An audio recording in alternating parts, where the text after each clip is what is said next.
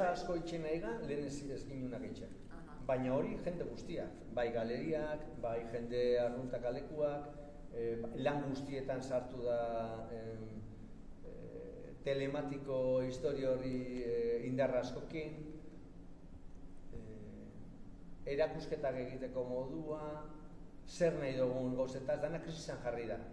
Eta krisis denborak aldaketa modua da, horreten bat, sartada bat, emote jatzu sistema guztiari. Eta horrek ekarriko dau, maitza batzuk. Ez gala konturatuko epe motzian, 2 hilabetetan, seguru.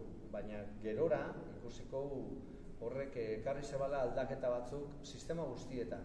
Bai mobilidadian, bai hizkuntzan, bai sormenaren, eta normalian gu izaten da, hemen izaten die, temperatura eta sismologia olako zerbait, artistan ikuste dut oso sensibliaga olako sartadei, da orduan hori agertuko da.